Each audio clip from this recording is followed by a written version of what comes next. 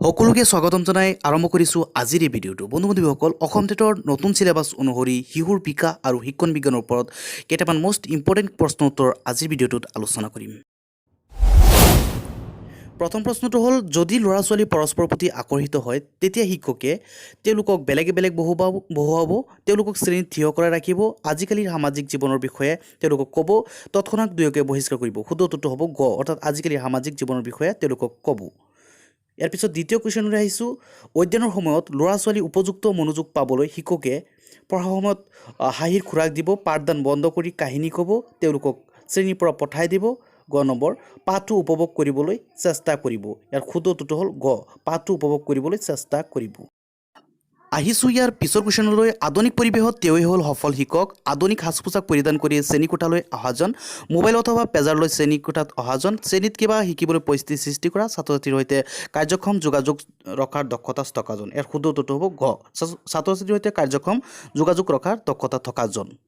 পিছৰ কুৱেশ্যন হ'ল, পাঠ এটা শিকোৱাৰ আগতে শিক্ষকে কি কৰিব? এজন ছাত্ৰৰ দ্বাৰা পাঠ পঢ়ুৱাব, পাঠটোৰ মূল বৈশিষ্ট্যবোৰ কৈ দিব, প্ৰথমে তেওঁ পাঠটোৰ টান শব্দবোৰ অৰ্থ আঙুলিয়াই দিব, তেওঁ প্ৰথমে পাঠটোৰ প্ৰশ্নবোৰৰ উত্তৰ কৈ দিব। ইয়াৰ শুদ্ধ উত্তৰটো হ'ব ঘ, অৰ্থাৎ পাঠটোৰ মূল বৈশিষ্ট্যবোৰ তেওঁ কৈ দিব। পিছৰ কুৱেশ্যন হ'ল, পাঠ এটা শিকোৱাৰ পাছত শিক্ষকে কি কৰিব?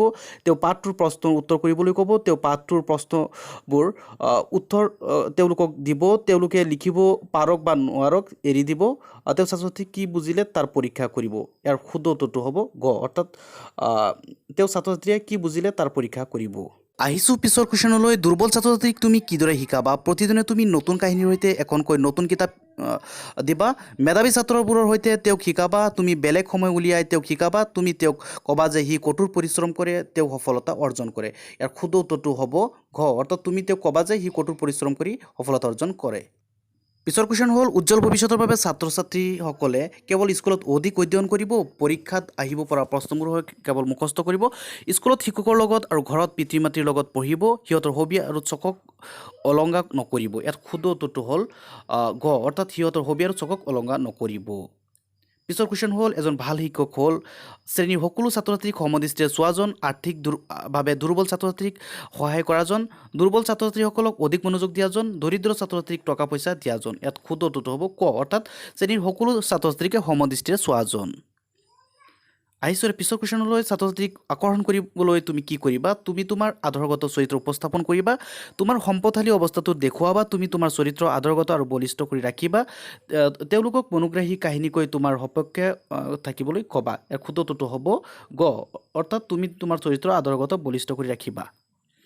সেইসকল ছাত্ৰ ছাত্ৰীক লৈ শিক্ষকে গৌৰৱ কৰে যিসকল, এজন খেলুৱৈ, এজন শিক্ষক যিজনে ভালধৰণে শিক্ষাদান কৰে, দেশৰ উন্নতিৰ বাবে অপৰিহাৰ্য কৰে, সদায় শিক্ষকক সহায় কৰে। ইয়াত শুদ্ধ উত্তৰটো হ'ব গ, অৰ্থাৎ দেশৰ উন্নতিৰ বাবে অপৰিহাৰ্য কৰে।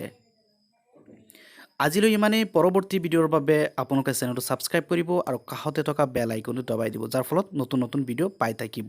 ধন্যবাদ।